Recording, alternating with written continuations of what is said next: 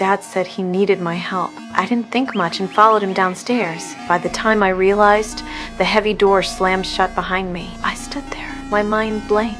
The air was heavy. My belongings were all around, as if everything had been planned. On the fourth day, I saw my chance. When Dad came in, I hid behind the door.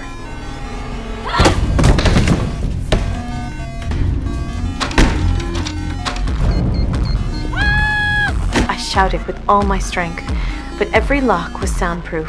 My voice vanished into nothing. He caught me with ease. I begged him to let me go.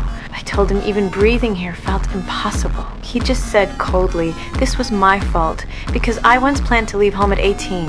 A few days later, investigators came. I thought rescue had arrived, but Dad said I just wanted to run away, and they marked me as a missing person. My heart sank to the bottom. On the 21st day, he came in with a package, lit a candle, and said it was my birthday. I sat there with no joy in my heart. He told me to put on the so-called gift. Said if I wanted something, I had to fight for it. Then he pulled me onto his lap.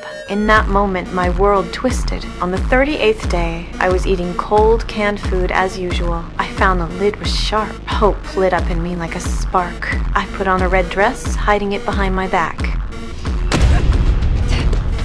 But I was too weak to fight back. A year passed. My belly grew. One day, my water broke. I shook with panic.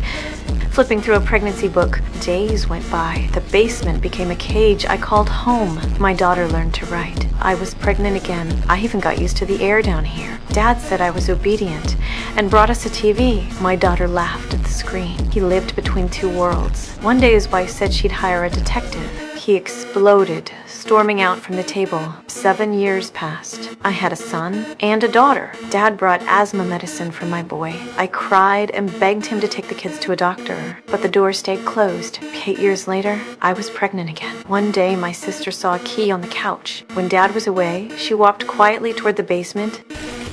Hey!